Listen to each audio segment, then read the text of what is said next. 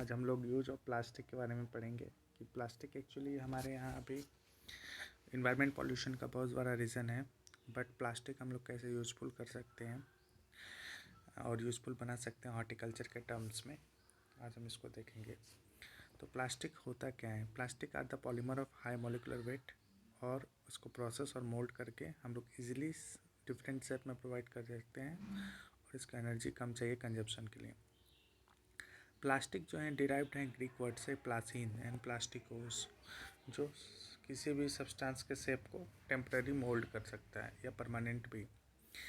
Today doctor इल्मट को कहा माना जाता है कि ये father of plastic green house. Type of plastic क्या क्या है? थर्मोप्लास्टिक है, थर्मोसेटिंग है। अब प्लास्टिक कल्चर क्या होता है? हम प्लास्टिक को यूज़ कर सकते हैं एग्रीकल्चर, हॉर्टिकल्चर, वाटर मैनेजमेंट और फूड ग्रेन स्टोरेज पर्पस के लिए, ताकि हम ज़्यादा से ज़्यादा यील्ड प्रोवाइड कर सकें। अब हिस्टोरिकल बैकग्राउंड पे देखते हैं। डिस्कवरी 1930s में हुए थे पॉलीथीन पॉलीमर का। फुल इस्टेब्लिशमेंट प्रोटेक्टेड एग्रीकल्चर में आफ्टर वर्ल्ड वार के बाद हुआ, और फर्स्ट वर्ल्ड वार सेकेंड की बात कर रहे हैं यहाँ। फर्स्ट यूज़ ऑफ पॉलीथीन 1948 में हुआ। ग्रीन हाउस टेक्नोलॉजी सबसे पहले 18th सेंचुरी में यूरोप में स्टार्ट हुआ। अब हमें ये देखते हैं कि प्रिसीजन फार्मिंग डेवलपमेंट सेंटर का क्या रोल है। तो precision farming and plastic culture application for hitech horticulture are located और स्टेट एग्रीकल्चर यूनिवर्सिटी और ICR इंस्टीट्यूट। अभी तक 22 PFDC अवेलेबल हैं जो वेरियस प्लास्टिक कल्चर एप्लीकेशन को प्रमोट करते हैं। ये नीचे दिए गए हैं। वर्ल्ड में क्या क्या कंजप्शन रेशियो है? इंडिया 5 से 6 kg और एवरेज 25 kg वर्ल्ड के लोग प्लास्टिक यूज़ करते हैं। बेनिफिट ऑफ प्लास्टिक कल्चर क्या है?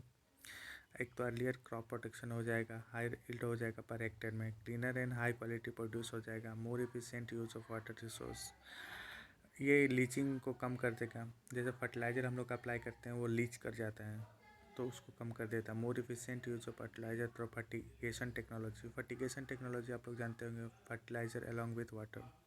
Reduce soil and wind erosion, potential decrease in the incidence of disease, better management of certain insect pests, fewer weed problem, reduce soil compaction and elimination of root pruning.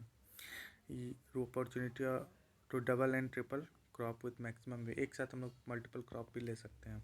Plastic का use देखिए, nursery management में होता है, drip irrigation system में होता है, sprinkler में, green house में, शेड नेट हाउस में, प्लांट प्रोटेक्शन नेट में, प्लास्टिक टनल में, सॉइल सोलराइजेशन में, प्रिसीजन फार्मिंग में। प्रिसीजन फार्मिंग के बारे में आप लोग को बता दो। प्रिसीजन फार्मिंग में हम लोग GPS टेक्नोलॉजी की सहायता लेते हैं कि फील्ड को सेक्टोरल वाइज हम लोग अलॉट करते हैं और मैक्सिमम यूज़ करते हैं कि टेक्नोलॉजी का यूज़ करके हम लोग कम एरिया में कैसे ज़्यादा ग्रो कर सके। प्लास्टिक मल्चिंग करते हैं, ये जनरली फ्रूट क्रॉप में करते हैं प्लास्टिक मल्चिंग, जैसे स्ट्रॉबेरी हुआ। फार्म पॉन्ड लाइन होता है विद प्लास्टिक फिल्म और packaging.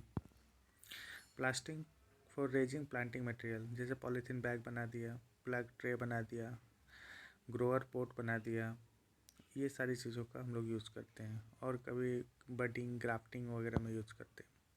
Plastic in soil solarisation, soil solarisation में क्या होता है? सॉइल पर जो भी पैथोजन है, वीट भी उसमें आ जाएंगे। वीट को भी मतलब उसको ग्रो करने के लिए रोका जाता है। ये क्या करता है? सॉइल टेम्परेचर को 8 से 12 डिग्री सेल्सियस तक बढ़ा देता है।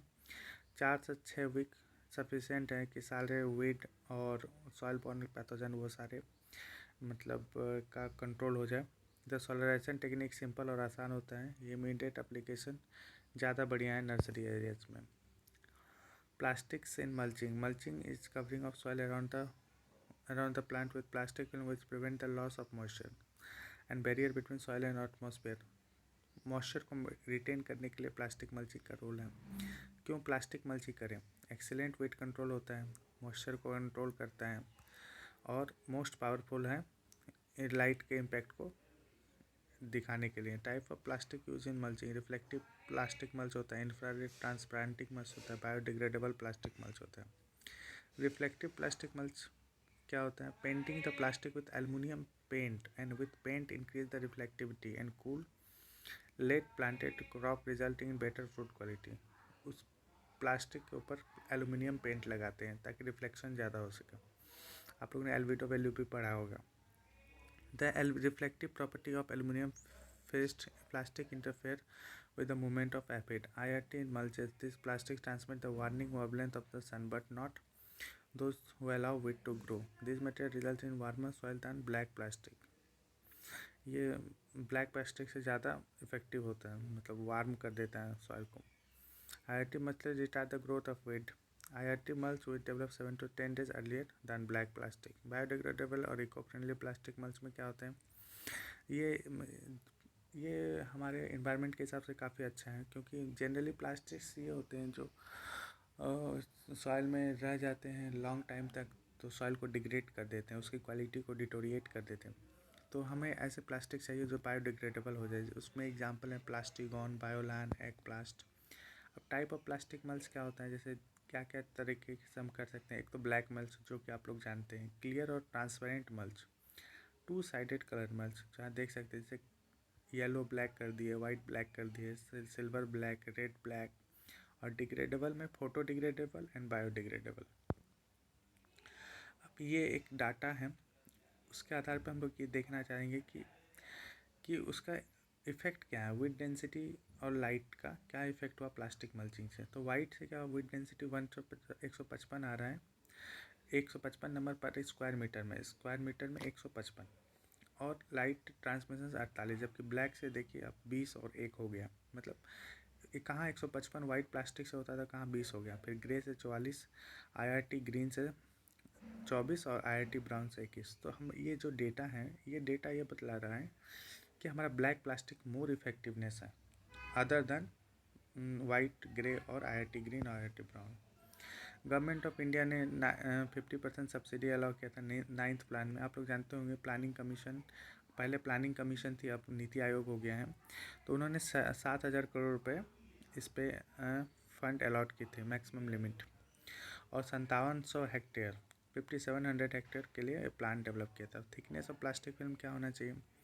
अब देखिए हर क्रॉप के लिए हर अलग अलग थिकनेस होती है, जैसे annual crop, biennial, perennial crop के लिए अलग अलग है. तो एनुअल क्रॉप में जनरली वेजिटेबल क्रॉप्स और स्ट्रॉबेरी में थिकनेस कम होनी चाहिए रिलेटिवली अदर, जो बाइनियल और पेरिनियल से 25 माइक्रोन है और 100 गॉस की. बाइनियल क्रॉप में 50 और 200 गॉस, पेरिनियल क्रॉप में 100 और 400 गॉस. एडवांटेज क्या होता है, गावा में 26% यील्ड हो गया, लेमन में 20% यील्ड हो गया, किन्नो में 46% यील्ड हो गया, पोमग्रेनेट में 33% यील्ड हो गया. प्लास्टिक्स इन ड्रिप इरिगेशन. अब ड्रिप इरिगेशन हमारे यहाँ अब काफ़ी ज़्यादा यूज़ हो रहा है, क्योंकि एक तो वाटर की स्कार्सिटी और दूसरा हमें effective use of all the resources करने हैं. तो कैसे यूज़ करते हैं ड्रिप इरिगेशन में, वाटर यूज़ एफिशिएंसी को बढ़ा देता है. तो देखिए अब 20% to 50% तक इफ़ेक्टिवनेस है.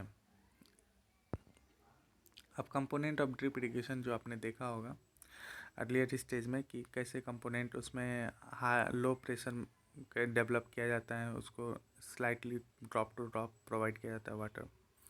और ये सब उसके कुछ मशीनरी पार्ट्स हैं, वाटर डिस्ट्रीब्यूशन सिस्टम से नोजल्स वगैरह हैं.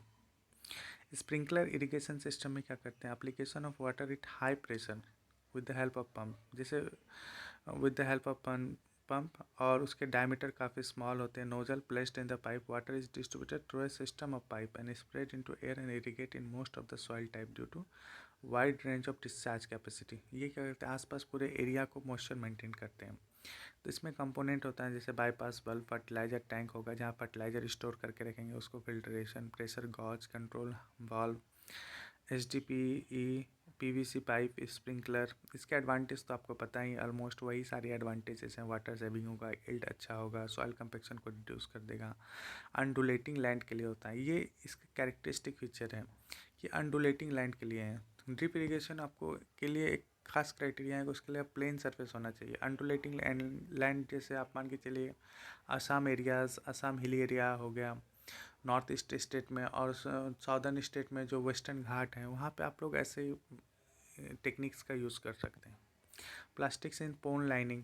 पोन लाइनिंग में फिशरीज, फिश कल्चर का आजकल काफ़ी ज़्यादा ट्रेंड हुआ है, तो पॉन्ड की लाइनिंग करने में हम लोग ज़्यादा यूज़ करते हैं. तो उससे क्या फ़ायदे हैं, तो सबसे पहला फ़ायदा है कि वाटर अवेलेबिलिटी लॉन्ग पीरियड तक रहती है, क्योंकि वाटर फिर नीचे ड्रेन नहीं करती हैं. पोरस सॉइल के लिए ज़्यादा यूज़फुल होता है। Effluent fund and channel reduce soil and ground water contamination, loss of water through seepage हो गया, वाटर लॉगिंग नहीं हो पाता, water upward intrusion of salt into stored water, useful for the purpose of storage of drinking water, हम लोग पीने के पानी के पर्पज़ से भी यूज़ कर सकते हैं, और irrigation supplement. Plastic in green house, green house क्या होता है, एक फ्रेम्ड और इन्फ्लेटेड स्ट्रक्चर है, कवर्ड होता है ट्रांसपेरेंट और translucent material, generally UV stabilize होता है, large enough to allow a person to walk and where crops में बी ग्रोन अंडर पार्सली और फुली कंट्रोल इन्वायरमेंट कंडीशन, ताकि मैक्सिमम ग्रोथ और प्रोडक्टिविटी हो सके। ये देखिए टाइप ऑफ है, जैसे क्वॉन्सेट है, गोथिक आर्क है, अनइवन स्पान है, इवन स्पान। गोथिक आर्क के बारे में बता दूं कि ये जैसे चर्च वाले जो गेट होते हैं उसी फॉर्मेट में। Nursery under poly house, kiwi fruit, देखिए कीवी फ्रूट को हम लोग पॉली हाउस में ग्रो कर रहे हैं, एप्पल को, स्ट्रॉबेरी को, वालनट को।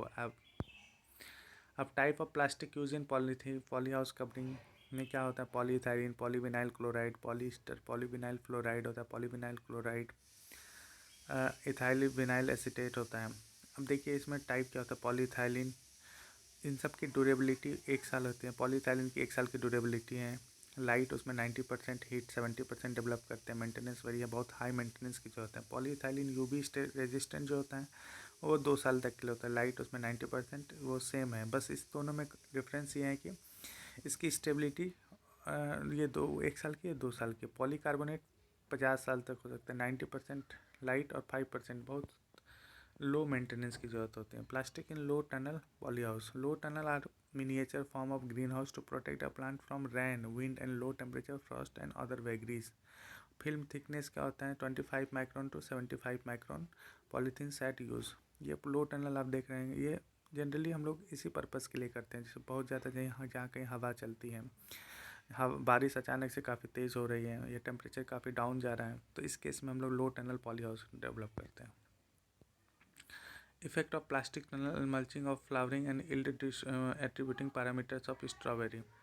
प्लास्टिक टनल हो गया, विदाउट टनल में देखिए ये डाटा है, ये डाटा अलग अलग कंडीशन में है।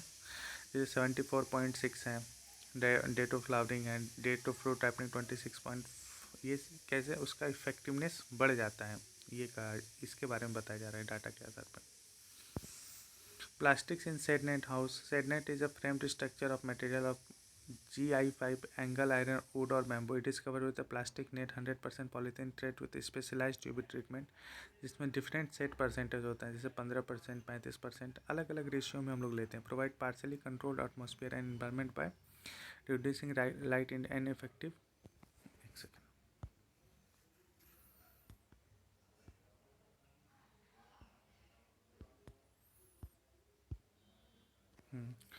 light and effective during daytime and crop grown under it, hence around the year seasonal और ऑफ सीजन कल्टिवेशन दोनों पॉसिबल है। अब सेड नेट क्या हो सकते हैं, डिफरेंट कॉम्बिनेशन होते हैं सेड नेट के, ग्रीन और black, black and black, white black, green green. Green and black का हम लोग यूज़ करते हैं unwanted UV ray and give aesthetic look, मतलब दिखने से अच्छा लगे, और providing set and help in drawing. Black and black क्या होता है, एब्जॉर्ब और रेडिएट करते हैं। सेड नेट हाउस का use in nursery raising. Nursery raising में हम लोग जनरल ब्लैक सेड नेट का यूज़ करते हैं। वाइट और black diffuse the light inside the shade net, और mainly use for flower and gerbera और एंथोरियम के लिए। और ग्रीन ग्रीन हम लोग प्रोसेस ऑफ फोटोसिंथेसिस के लिए, ऑर्नामेंटल प्लांट के लिए यूज़ करते हैं। Anti hail net, anti hail net ये जनरली एप्पल ट्रीज में करते हैं। और protecting kiwi fruit from anti hail net, ये देखिए। Making vermi beds, bunch cover of बनाना, एक बंच कवर में हम लोग जनरली बंच जो बनाना के बंच होते हैं उसको कवर करते हैं, तो पॉलीथीन फिल्म का 1.5 मीटर 0.70 मीटर का एक डायमेंशन का पॉलीथीन लेते हैं। बंच कवर क्या करता है, उसके इम्प्रूव क्वालिटी को इम्प्रूव कर देता है, इल्ड को, फिंगर को, बंच वेट को बढ़ा देता है। प्लास्टिक इन पैकेजिंग हम लोग देख रहे हैं, प्लास्टिक बैग, प्लास्टिक सैक्स, ये सब यूज़ हो रहे हैं। Plastic food packaging, plastic plant packaging, plastic films वगैरह यूज़ करते हैं। Plastic for bird net, the net expand as a bud grow but does not prevent a bud from the opening prior to cutting the stem from the plant।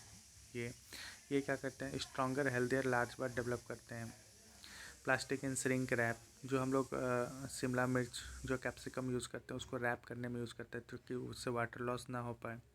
Peer pitch, ये सब को भी हम लोग अब plastic से ही करते हैं। अब इसके फ्यूचर स्कोप्स क्या क्या हैं या फ्यूचर थ्रस्ट किस पे काम करना चाहिए? इन्वायरमेंटली डिग्रेडेबल मटेरियल हॉर्टिकल्चर में ऐसे होने चाहिए प्लास्टिक रिलेटेड जो इसका इन्वायरमेंट पे मिनिमम इफेक्ट हो। Promotion of policy packaging like sling packaging पे फोकस करना चाहिए। ग्रीन हाउस डिज़ाइन पे फोकस करना चाहिए। Low cost poly house material पे हमारे 3R के कंसेप्ट है, रिड्यूस, रीयूज, रिसाइकिल, इस पर फोकस करना चाहिए। डिज़ाइन ऐसी होनी चाहिए जो कि प्रिसाइज एप्लीकेशन कर सके वाटर, फर्टिलाइज़र एंड एग्रोकेमिकल का और क्रॉप रिक्वायरमेंट को फुलफिल कर सकें। प्लास्टिक बेस्ड सिस्टम डेवलप करनी चाहिए और बायोटेक्नोलॉजी प्रोटेक्शन करनी चाहिए। अब देखिए प्लास्टिक कल्चर इंटरनेशनल यूनिवर्सिटी जो कि गुजरात में है। और थैंक यू।